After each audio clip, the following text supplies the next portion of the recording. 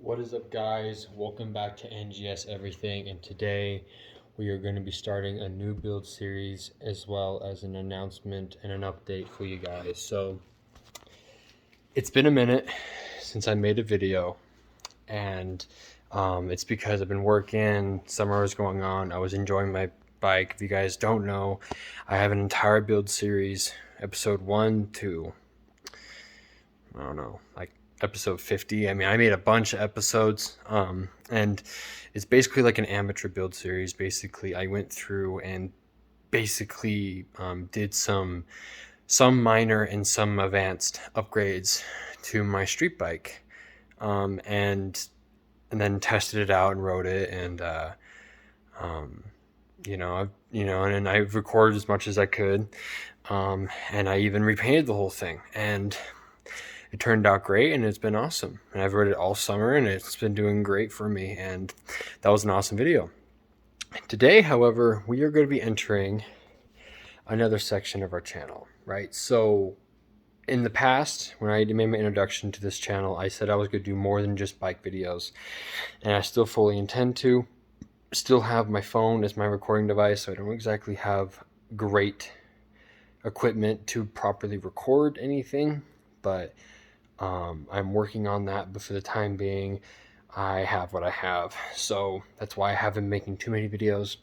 But we're gonna go ahead and start on another build series, so really kind of focusing on the more mechanical side of this channel. Although there will be different types of content, this will be a majority of what my content is going to consist. Now, just a quick reminder before I get started in the video, I am not a pro mechanic. I'm not even a mechanic. I have a lot of experience with working on my own stuff. I do a lot of research. I do a lot of stuff, and I know a lot, but I don't know everything. And of course, there are certain things I definitely recommend you have a professional do if you're not comfortable with doing. But for the most part, I know how to turn a wrench. I understand how an engine works for the most part. And although I get some things wrong, for the most part, I don't typically talk about things I don't know about because I don't want to look like a fool. But more importantly, this is also a channel that's not only just about an amateur builder like me or an amateur mechanic going through and doing all these different modifications. So not only is it about me learning and just recording my experience, but I'm also here to try to teach you guys as much as I can also. So that's kind of the viewpoint of the show, is to kind of just, we both learn off of each other. I make mistakes, you guys either help me correct them or not, and it just kind of is what it is. But yeah, so just remember, unless you know what you're doing, don't try doing this stuff on your own. Make sure you understand how the tools work. Make sure you understand what you're doing, and only do it if you're confident. And there are certain things I will recommend a mechanic do, just because it is not only not safe, it may or may not even be legal for you to do it. Now, obviously, if I cared about things being like legal, or I don't condone people doing things illegally on my channel. Like, obviously, I'm doing this because it's my choice. I'm not telling anyone to do illegal mods to your vehicles, but it's also a free country, so do what the fuck you want, but I'm just saying, just in case anyone goes, oh, you're teaching these people and these kids how to do all this stuff, you're a menace to society, like, I don't fucking know, but don't get hung up on that shit, because I'm just teaching you guys how to do it. I'm not telling you to do it. So for all you out there who are thinking that, go fuck yourself. Ooh, sorry, demonetization. Anyways, all right. All that aside, intros are over with. Let's get to it. Now, there are 2 build series coming. One about my bike again, and I'll tell you about that in a minute. And 2 about my car. Because one of the things I talked about in the past was about doing a build series on my Kia Optima. Now, yes, I know it's a Kia Optima. It's not exactly a Honda Civic or a Veloster or a BMW or any of those really fancy, nice cars out there. But you know what? And I wouldn't call Honda fancy, but it's not exactly like known for peak performance or reliability. But it is a fun car. It is the car I have, and it does happen to have a turbo. Now, I plan on doing a lot of customizations to my car, so this would be kind of a part of that build series, just the overall build series. Now, it will take much longer for me to complete this series compared to my bike, since there's many moving parts, and a lot of it I won't be able to physically do for a long time. But what I can do, I am going to start making now so that I can get some content back onto my channel. And then the second build of my bike. So I got some issues with my bike, guys. It kind of sucks. But I'm going to go ahead and give you guys kind of just like a quick rundown. So if you guys don't remember what my bike looks like, if you haven't watched my my first build series, episode 1 through the end of the series, this is my bike. It's still looking really good. And if you guys don't know, the bike looked gray and white before. I repainted it, put a bunch of cool customizations on it, did the whole 9 yards. I did a bunch of stuff to it. Power commander, full exhaust system, all that.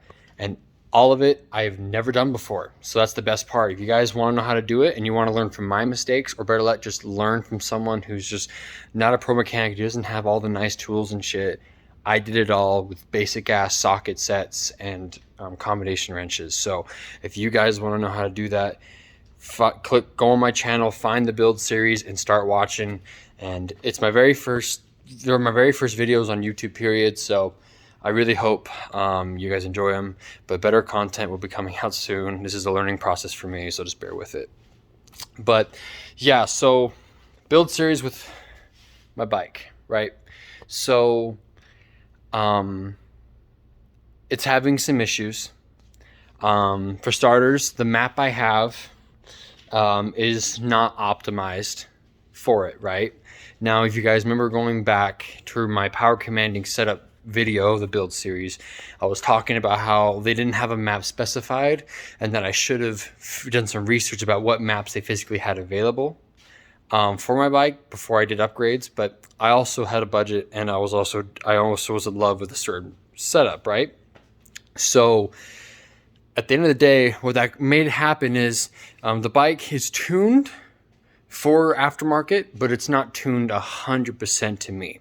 So I have a choice, right? So kind of the same choice I had before with the Power Commander or getting it flashed. I chose the Power Commander because it was cheaper and more convenient, right? Now I'm at a point here where I can get it dyno tuned, which is obviously the more professional and correct choice, or just to save myself money in the long run, I could get an auto tune. Now, auto tune is basically the same exact thing as doing a dyno. Essentially, just tunes the bike and helps keep the bike performing at peak performance, and helps keep the map you have installed doing its best and helping the bike run good. So it will basically correct any mistakes that are coming.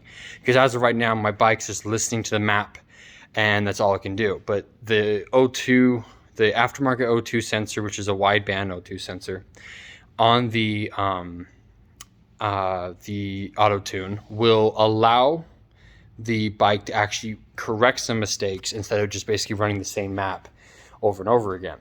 I'm also going to be doing some basic maintenance, some diagnostic, try to figure out what's going on. I'm also going to be doing stuff like, sorry about that.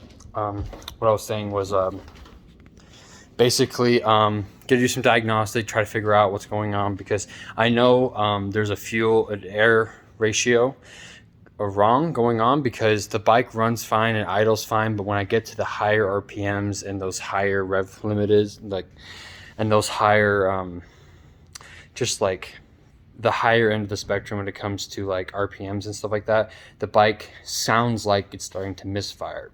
So that could mean that when my fuel injectors are getting clogged, it could mean that my spark plugs are going bad. So all this means is more fun for me, because then I get to do more diagnostic, more amateur builds, and I'm even going to probably replace some spark plugs, do some fuel injector cleanings, maybe even upgrade my fuel injectors. A lot of fun, exciting stuff, and some interesting diagnostic to try to figure out what's going on with my bike. But for the time being, it actually runs fine. It's just having some issues, and it's just kind of running kind of crappy. So we're going to go through and fix it. But it may not have anything to do with what I'm physically did to it. It may be the fact that the bike has a lot of miles, and the person who owned it before could have ridden the crap out of it. There's still a bunch of things that could be going on with it. If it was me, it was me. You know, at the end of the day, I chose to upgrade my bike. I accepted the risk of it running differently.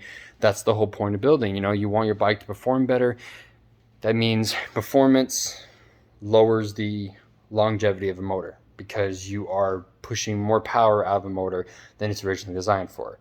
Obviously, you're going to have problems. I think as mechanics or as amateur builders, we all know that to be a fact, that when you start throwing turbos or throwing anything on anything that's not meant for, you're going to start having issues, right? So that is, the thing we all accept. But, if I cared about that, I wouldn't have done it. So who cares? But we got some of that fun stuff to come in. So we'll kind of see we'll definitely see more of the top end of the motor, and kind of work more around that. Give me an opportunity to explain how spark plugs work, how to check for gap, how to check if they're dirty, how to physically extract them, put them back in, what's some tools that are some cheap tools you can buy that are really useful and that may help in the extraction, what basic tools you can do, yada, yada, yada, right? You get the whole idea, and that'll be a fun video. But that is a later build series we'll be doing over the winter time when my bike is back in storage again. But for the time being right now, we are going to be focusing on my Kia.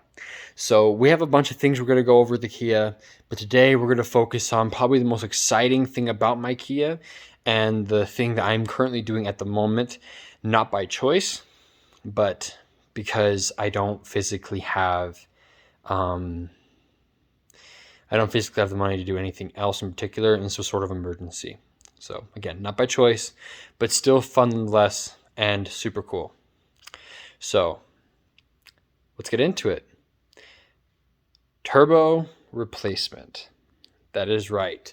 I am replacing my turbo on my Kia. Now, unfortunately, I am not doing a upgrade.